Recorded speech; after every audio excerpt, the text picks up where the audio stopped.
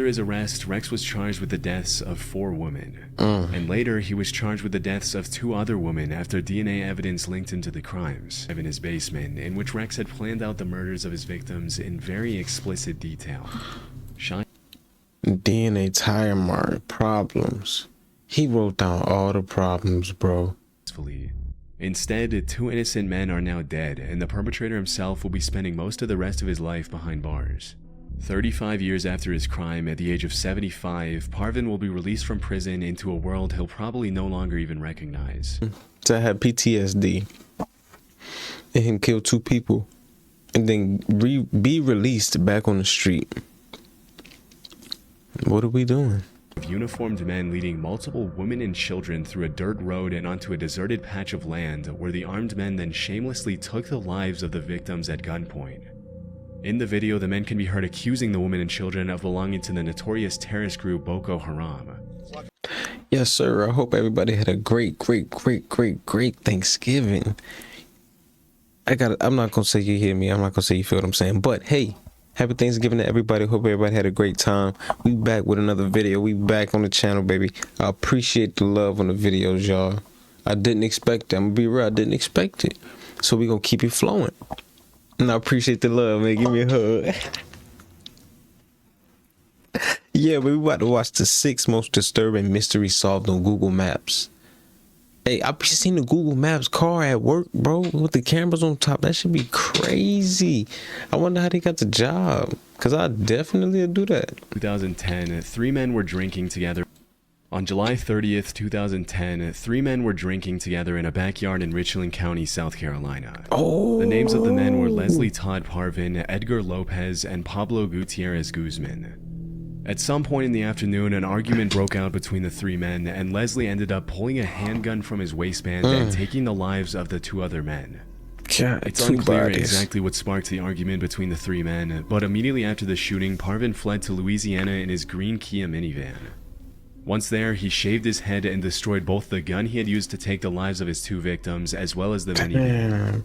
For a few days, Parvin managed to elude the authorities, but pretty soon the cops started scanning through license plate records of all green Kia vans registered in Louisiana.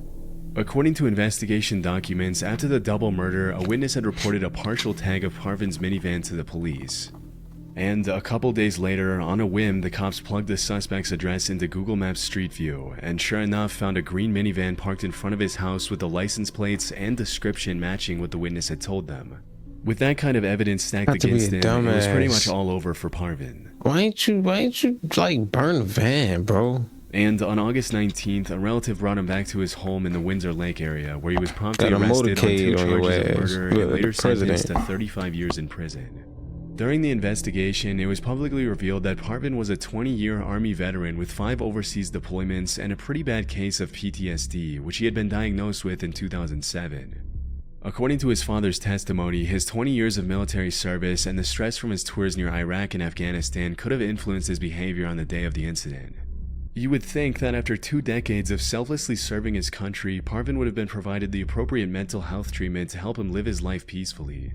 Instead, 2 innocent men are now dead, and the perpetrator himself will be spending most of the rest of his life behind bars. 35 years after his crime, at the age of 75, Parvin will be released from prison into a world he'll probably no longer even recognize.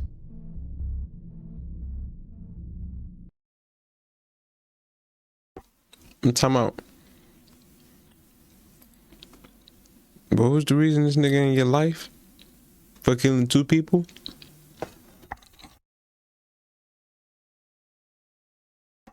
Let's not get it fucked up.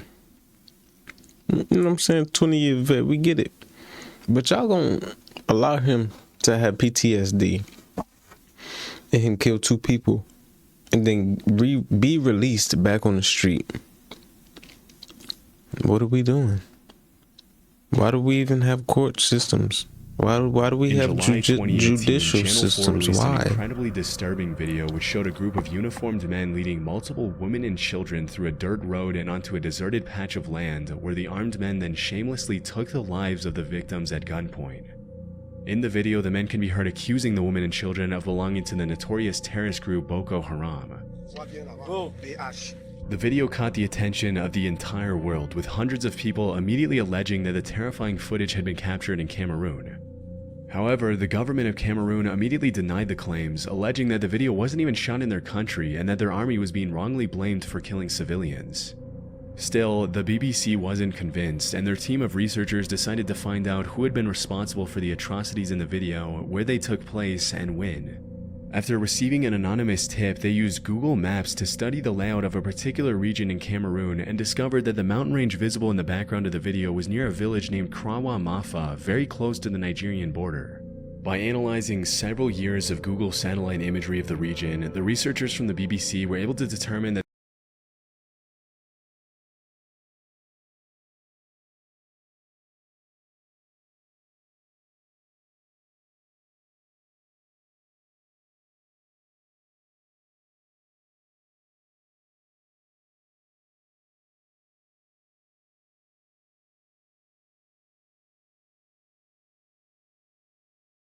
the incident had taken place at some point between March 20th and April 5th, 2015.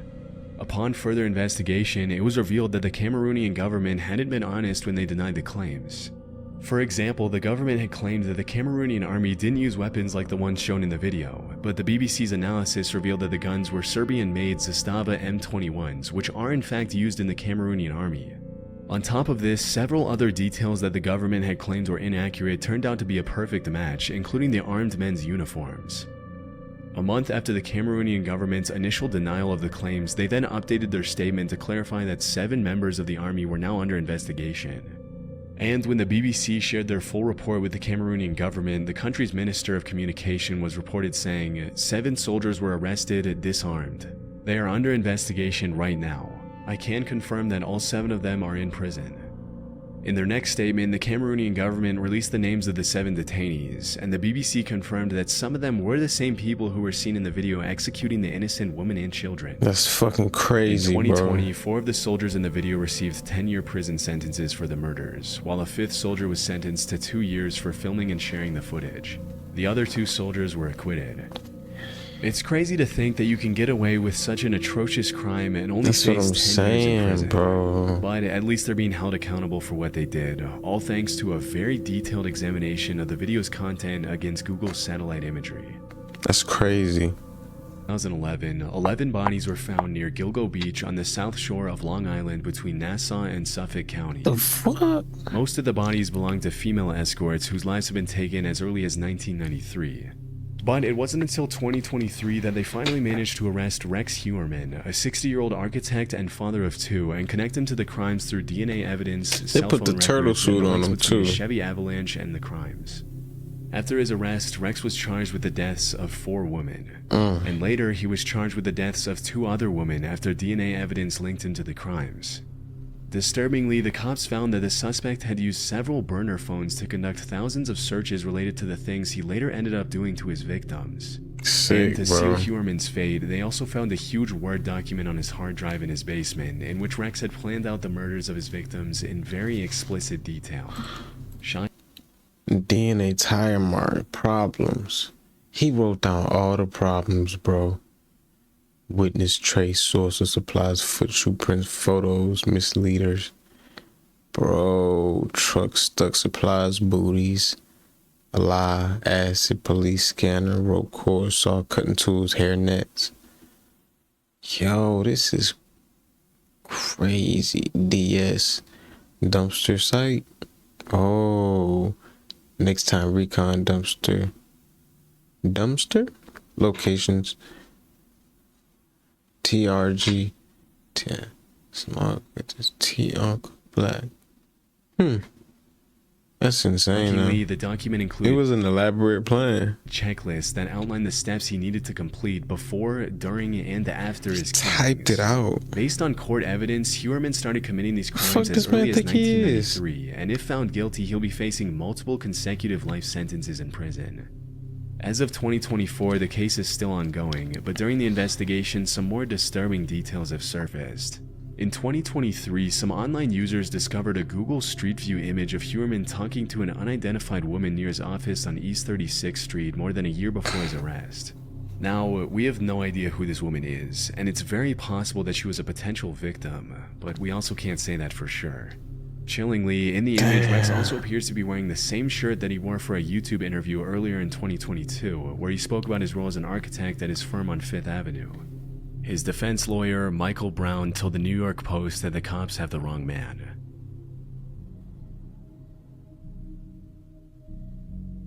In September 2008, a 14-year-old Dutch boy was riding his bike in the town of Groningen, about 110 miles northeast of Amsterdam, when suddenly two young men walked behind him, dragged him off his bike, and robbed him of €165 and his phone.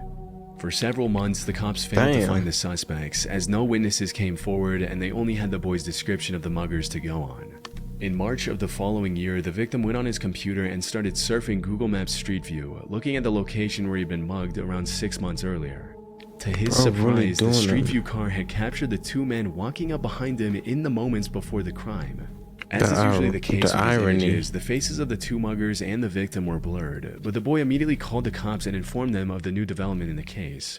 With the Street View pictures in hand, the authorities asked Google to hand over the unblurred version of the images to help identify the suspects. Interestingly, as soon as they got the unblurred images, the investigators recognized one of the muggers from a previous crime, and the other suspect was identified as the first mugger's twin brother. After confirming their identity, the Dutch police were able to track down and arrest the twins, but I wasn't able to find official confirmation that they were charged and sentenced. It's unclear if the boy ever got his phone and money back. An award-winning Swedish journalist who traveled all over the world to cover stories on social justice.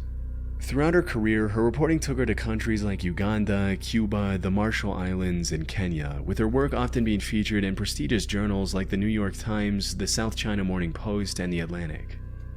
In 2017, while she was in Copenhagen with her boyfriend, she met Peter Madsen, a brilliant Danish inventor and self-taught engineer who had built his own submarine, designed his own rockets, and had plans to launch himself into space in the near future. On August 10th of that year, Peter Madsen took Kim Wall on a trip off the Copenhagen coast in his homemade submarine, the NC-3 Nautilus, for a brief interview. Sadly, after that trip, Kim Wall was never seen again. When she didn't come back later that day, her partner reported her missing and an official investigation was officially launched. Just a few days later, on the 21st of August, a passing cyclist found parts of her body washed up on the beach close to where she had gone missing. And about a month and a half later, the rest of her body was found in multiple different weighted down bags by police divers. During the investigation, Madsen was brought in for questioning, but he denied having anything to do with the state of her body. He instead claimed that Kim Wall had died after being accidentally hit on the head by the hatch of the submarine. Strangely, he later ended up changing his account of the events and claimed that Wall had died after inhaling toxic fumes. Although no trace of toxic fumes was found in her system, the authorities did find 15 stab wounds on Kim's body. After being held, it's no way she just jumped out the submarine and died, bro. There's no way she chopped herself up, jumped into a submarine and died, my dog. In police custody for a while, Madsen eventually confessed that he had murdered Wall and then thrown her separate body parts into the Baltic Sea. In April 2018, Peter Madsen was convicted on 3 separate charges and was sentenced to life in prison, where he's been spending his days for the past 6 years. In 2021, Madsen ended up receiving an additional 21 months in prison for staging a bomb threat in an extremely elaborate escape attempt. He's a sucker. Fortunately, he was recaptured soon after and was brought back to his cell. He's a sucker.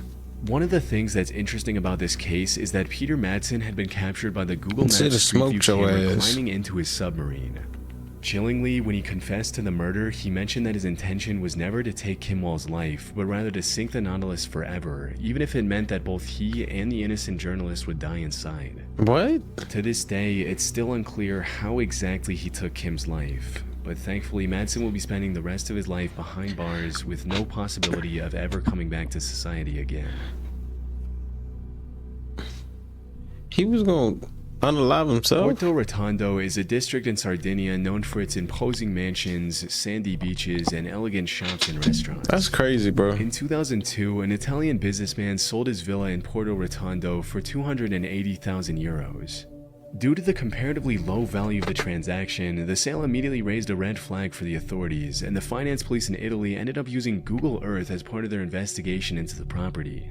One important detail about the villa in question is that it allegedly had a swimming pool with a very particular shape, which the cops used to guide their search for the villa using satellite imagery. Okay. As soon as they found the property, they confirmed that they had a major case of tax evasion on their hands, as the actual value of the villa should have been much, much higher considering that the value of all the properties nearby was in the high 7 figures.